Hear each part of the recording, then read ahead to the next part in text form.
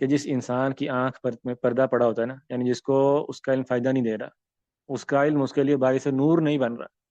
پڑھتا جا رہا ہے وہ مسلسل، اور فلاں سے بھی پڑھ لیا، یہ بھی پڑھ لیا، اتنا مطالعہ کر لیا، اس کو پڑھ لیا، یہ سب کچھ، اس سب پڑھنے کے باوجود بھی کیا ہے، اس کا نہ عقیدہ درست ہے، نہ عمل میں نکھار ہے، بدعات میں اور الٹے سیدھے نظریات میں جو ہے نا وہ لگا ہوا ہے، نہ اس کے چہرے پہ کوئی رونق ہے نا، کتنی ساری باتیں ہیں جو علم کی تاثیر میں آتی ہیں، اس کو کوئی فائدہ نہیں ہو رہا، یعنی اس کی آنکھوں پہ پردہ ہے، کیوں پردہ پڑا ہوا ہے؟ اصل بات کیا ہے کہ اس شخص کی آنکھ پہ پردہ ہوتا ہے جس کے دل پہ پردہ ہوتا ہے، یہ قاعدہ ہے، یہ جو علم ہے نا، یہ کیوں نور نہیں بنتا لوگوں کے لیے؟ کیونکہ لوگوں کے دلوں پر پردہ ہوتا ہے، یہ بات اللہ نے قرآن مجید میں ہمیں بیان کر دی ہے، فَإِنَّهَا لَا تَعْمَى الْأَبْصَارُ وَلَكِنْ تَعْمَى الْقُلُوبُ الَّتِي فِي الصُّدُورِ۔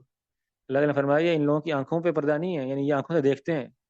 لیکن اصل بات یہ ہے کہ ان کے دل اندھے ہو چکے ہیں،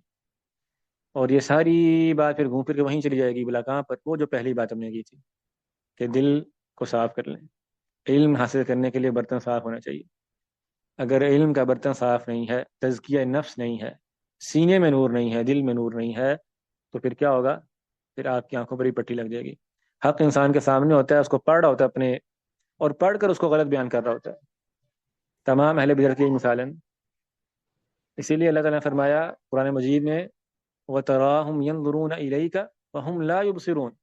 آپ دیکھیں گے وہ آپ کو دیکھ رہے ہیں، نظر، يَنظُرُونَ إِلَيْكَ وَهُمْ لَا يُبْصِرُونَ، مگر نہیں دیکھ رہے، کیسی شاندار بات ہے سورۃ الاعراف کے آخر میں،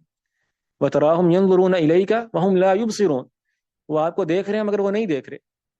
کیا مطلب ہے نہیں دیکھ رہے؟ یعنی ان کے دل اندھے ہیں، ٹھیک ہے، ان کے دلوں میں نور ہے ہی نہیں۔ تو اللہ کے بندو، سارا معاملہ نا سے کہتے ہیں نا، سارا کھیل وہ دل کا ہی ہے، الا ان فی الجسد لمضغة اذا صلحت صلح الجسد كله، انسان اپنے دل کو سیدھا کر لے، اپنے دل کا معاملہ سیدھا کر لے تو اس کا ہر معاملہ سیدھا ہو جاتا ہے، ٹھیک ہے، تیرے ضمیر پر نہ ہو جب تک نزول کتاب،